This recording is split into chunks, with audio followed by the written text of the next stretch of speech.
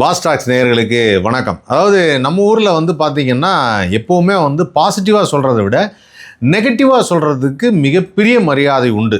அந்த வகையில் தான் இப்போ எல்லாருமே வீடியோஸ் போடும்போது நிறைய நெகட்டிவாக எப்படி சொல்லலாம் அப்படிங்கிறத ரொம்ப யோசித்து பிளான் பண்ணி சில விஷயங்களை செய்கிறாங்க.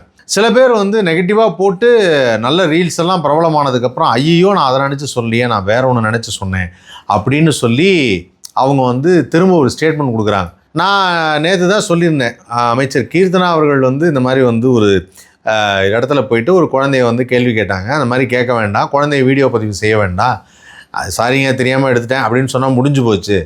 ஆனால் இருந்தாலும் வந்து உடனே அவங்க ஒரு ஸ்டேட்மெண்ட் கொடுத்துருக்காங்க. நான் ஒரு அரசு பள்ளியில் தான் படித்த மாணவி, எனக்கு அதோடைய கஷ்டம் என்னென்னு தெரியும். என்னுடைய இங்கிலீஷை இப்போ எல்லோரும் வந்து கிண்டல் பண்ணுற மாதிரி நாளைக்கு அந்த குழந்தையோட இங்கிலீஷையும் எல்லோரும் கிண்டல் பண்ணுவாங்க இல்லையா, அந்த ஒரு நல்ல எண்ணத்தில் தான் சொன்னாங்க. ஆனால் இது எல்லாருமே தவறாக செஞ்சிட்ருக்கிறாங்க அப்படின்னு சொல்லி ஆரம்பித்தாங்க. சரி, ஓகே, இந்த ஸ்டேட்மெண்ட்டோட தயவு செய்து இனிமேல் அமைச்சர் கீர்த்தனா பற்றி எதுவுமே நம்ம பேச வேணாம் அப்படின்னு சொல்லி முடிவு பண்ணிடலாம் அப்படின்னு நினச்சேன். ஒரு விஷயம் போனால் இன்னொரு விஷயம் ஆரம்பிக்குது அப்படிங்கிற மாதிரி இல்லை.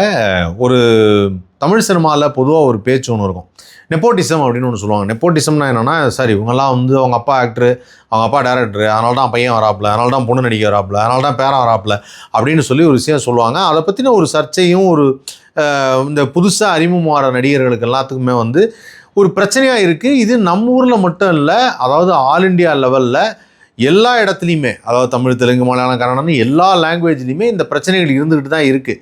நெப்போட்டிசம்னு ஒன்று இருக்குது அப்படின்னு சொல்லி. இது திரையுலகத்தில் நெப்போட்டிசம் இருக்குது அப்படின்னு நினச்சா இந்த இடத்துல வந்து ஒரு சின்ன ட்விஸ்ட்டு. திரு ப்ளூ சட்டை மாறன் அவர்கள், அவர் வந்து நிறைய படத்தை நெகட்டிவாக தான் சொல்லுவார், நமக்கே தெரியும். நெகட்டிவாக சொல்லியே பிரபலமாகி பழக்கப்பட்டும் போயிட்டார்.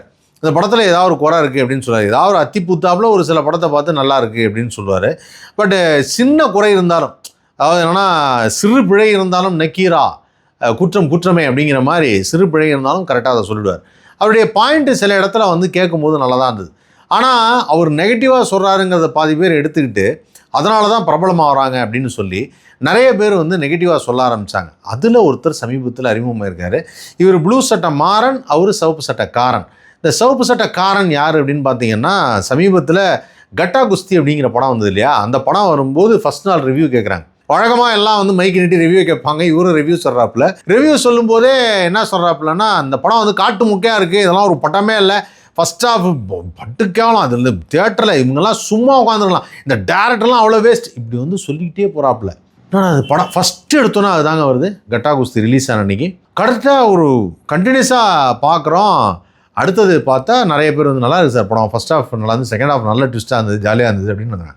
என்னடா இப்படி ஒருத்தர் சொல்லியிருக்காரு அப்படின்னு சொல்லி பார்த்தா அப்போ தான் தெரிஞ்சுது, அவர் ஒருத்தர் மட்டும்தான் நெகட்டிவ் கமெண்ட் பயங்கரமாக சொல்லியிருக்காரு அப்படின்னு சொல்லி.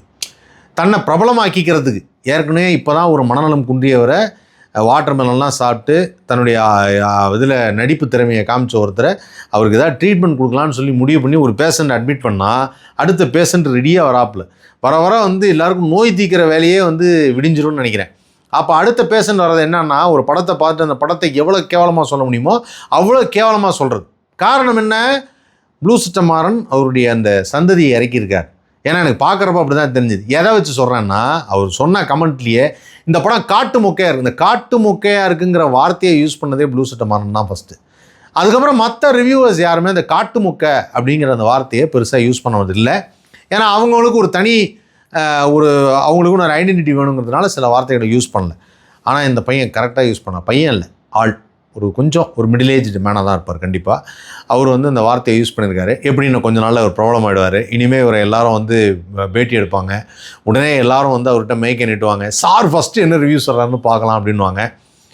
ஆனால் அந்த தம்பி வந்து எடுத்தோடனே பெரிய இடத்துல கை வைக்குது அப்படின்வாங்கண்ணா. அந்த மாதிரி ஒரு குறிப்பிட்ட நபருக்கு சப்போர்ட் தான். அதாவது திரு விஜய் அவருடைய ரசிகர்னு நினைக்கிறேன். அதனால் விஜயோட ஜனநாயகனுக்கு வந்து சப்போர்ட் பண்ணி பேசியிருக்காப்புல. ஜனநாயகன் படம் மட்டும் ஜூலையில் ரிலீஸ் பண்ணலான்னு முடிவு பண்ணிட்டாங்க அப்படிங்கிறாப்புல. அந்த நியூஸ் எங்கே வந்திருக்குன்னு எனக்கு தெரியல. ஆனால் ஜூலை ரிலீஸ் பண்ணலான்னு முடிவு பண்ணிட்டாங்க. தனியாக வந்து ஜெயிக்கிறத விட யாரையாவது அப்படியே கூட வரும்போது அப்படி குதிரையில் 10 ரேஸில் ஜெயிச்சா நல்லாயிருக்கும்ல, அதுக்காக ஒருத்தரை பார்த்துட்டே இருந்தால் கரெக்டாக வந்துட்டாப்புல அப்படின்னாரு. என்னன்னு பார்த்தா ஜெயிலர் 2 சொல்கிறாப்புல. இவர் படம் ஜூலையில் ரிலீஸு, ஜெயிலர் 2 டேட் அனௌன்ஸ் பண்ணிட்டாங்க அக்டோபரில் ரிலீஸுன்னு. ஜூலைக்கு நடுவில் ஆகஸ்ட், செப்டம்பர், அக்டோபர் 3 மாதம் இருக்குது. சரியா, இந்த 3 மாத டைமுக்கும் சம்மந்தமே இல்லாமல் ஒரு டாபிக் எழுக்கிறாப்புல. ஜூலையில் ரிலீஸ் பண்ணலான்னு முடிவு பண்ணிட்டாங்க, அப்படின்னு ஒரு விஷயத்த சொல்லி, அப்புறம் நான் ஜெயலலிதாவோட போட்டின்னு சொல்லி ரொம்ப தரமற்ற ஒரு வார்த்தையால் அவரை வந்து ரஜினிகாந்த் அவர்களை வந்து பேசுகிறது, இதை ஏற்றுக்கவே முடியாது.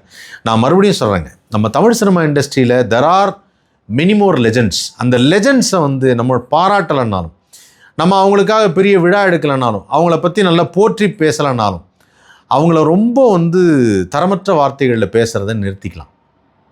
இதை நான் ரொம்ப ரிக்வெஸ்ட்டாக கேட்குறேன்.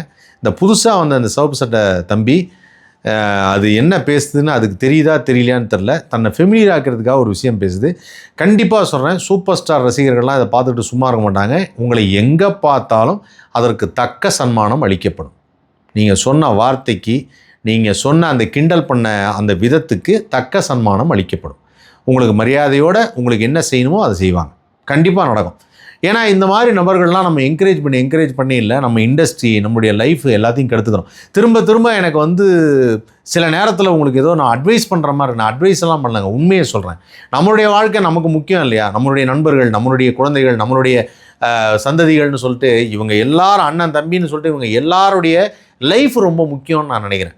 அந்த லைஃப்பில் வந்து மென்டல் டிஸ்டர்பன்ஸ் வந்து அவ்வளோவா இருக்கக்கூடாது. நிறைய விஷயங்களை தெரிஞ்சுக்கலாம், ஜாலியாக பேசலாம், ஊர் சுற்றலாம், கிண்டல் அடிக்கலாம், இந்த மாதிரி வந்து ஃப்ரெண்ட்ஸோடு சேர்ந்து கலாட்டா பண்ணலாம். இதெல்லாம் வந்து ஜாலியாக பண்ணது வேறு விஷயம். ஆனால் என்றைக்கு அது இன்னொருத்தர் ஹர்ட் பண்ணுதோ அப்பயே நிறுத்திடணும். இன்னொருத்தர் ஹர்ட் பண்ணுற மாதிரி எந்த விஷயத்தையும் பண்ணக்கூடாது. ஆனால் தம்பி ப்ளூ சட்டை மாறனுடைய தம்பி அவர் தான் அந்த சிவப்பு சட்டை காரன். அங்கே ப்ளூ சட்டை மாறன், இங்கே சிவப்பு சட்டை காரன்.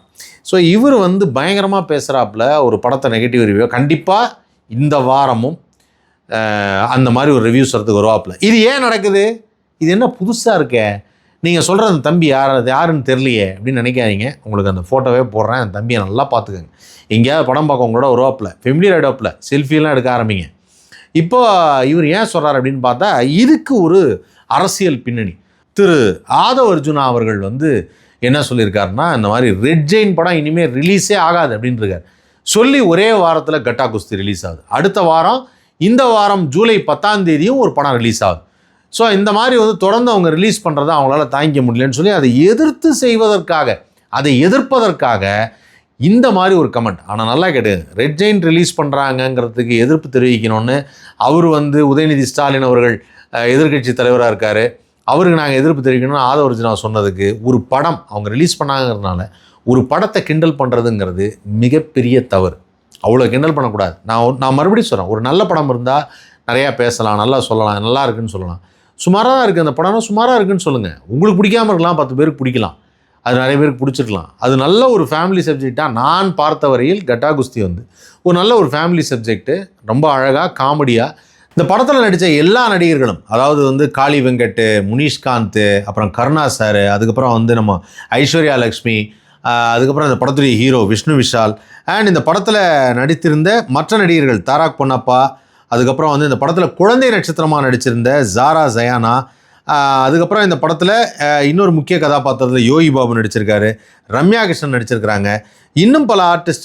அவங்க ஒரு முக்கியமான ஆர்டிஸ்ட் கருணாஸோட ஒய்ஃபாக நடிச்சிருப்பாங்க, அவங்களும் ரொம்ப பிரமாதமாக நடிச்சிருக்கிறாங்க. இது எல்லாமே இந்த படத்தில் ரொம்ப ஜாலியாக லைட் ஹார்ட்டடாக போகுது. ஆனால் அந்த படத்தை பற்றி இவ்வளோ சொல்கிறதுக்கு காரணம் என்ன? ஏன்னா அந்த படம் ரெட் ஜெயின் ரிலீஸ் பண்ணியிருக்காங்க, அதுக்காகவே இந்த எதிர்ப்பு இங்கு வந்துள்ளது. சரி, ஓகே, சினிமா இண்டஸ்ட்ரியை அழிக்க வேண்டாம். தற்போதைய முதல்வராக இருக்கக்கூடிய தமிழ்நாடு முதல்வர் திரு ஜோசப் விஜய் அவர்கள், அவரும் சினிமா இண்டஸ்ட்ரியிலேருந்து வந்தார். இண்டஸ்ட்ரியை அழிக்கும்படி இந்த மாதிரி நபர்கள்லாம் வந்து பேசுனாங்கன்னா தயவுசெய்து அவங்கள ஆதரிக்க வேணாம், அதுக்கு தக்க நடவடிக்கை எடுங்க அப்படின்னு சொல்லி நாங்கள் கேட்டுக்கிறோம். ஏன்னா இப்போ கேட்டு தான் ஆகணும், நீங்கள் தான் வந்து அந்த பொறுப்பான இடத்துல இருக்கிறீங்க, அதனால் உங்களை கேட்குறோம், தயவுசெய்து அதுக்கான எடுங்க. உங்கள் ரசிகர் தான் நினைக்கிறேன், உங்கள் ரசிகர் ரொம்ப மட்டமாக பேசுகிறாரு. மறுபடியும் சொல்கிறேன், நீங்கள் பல வீடியோவில் சொல்லியிருக்கீங்க நான் ஒரு சூப்பர் ஸ்டார் ரசிகன் அப்படின்னு சொல்லி. அது இன்றைக்கும் யாரும் மறுக்கவும் முடியாது, மறக்கவும் முடியாது, நீங்களும் மறந்துருக்க மாட்டீங்க. ஆனால் சூப்பர் ஸ்டார் ரஜினிகாந்த் அவர்களை தொடர்ந்து இந்த மாதிரி தப்பாக பேசுகிறதும், தவறான வார்த்தைகள் சொல்லி பேசுகிறதும் எந்த ஒரு ரஜினி ரசிகரும் பார்த்துக்கிட்டு சும்மா இருக்க மாட்டாங்க. அது சரியாக வராது. அப்புறம் அந்த நபருக்கு அந்த ரசிகர்கள்லாம் சேர்ந்து, அதாவது சூப்பர் ஸ்டார் ரஜினி ரசிகர்கள்லாம் சேர்ந்து ஏதாவது சன்மானம் கொடுத்தாங்கன்னா அதை அவர் பாவம் அவர் ஏற்றுக்கிட்டாகணும். அப்போ அவர் அந்த அவரோட நிலைமையை நம்ம எப்படி சமாளிக்கிறதுன்னு தெரியாமல் போயிடும். அதனால் கொஞ்சம் அதை பார்த்துக்கங்க. தயவுசெய்து இதை இனிமே ரிப்பீட் பண்ண வேணாம். ஓகே, நல்ல விஷயங்களை பார்ப்போம், நல்ல விஷயங்களை கேட்போம், நிறைய பாசிட்டிவான விஷயங்களை பற்றி நிறையா பேசுவோம். தொடர்ந்து பாருங்கள்.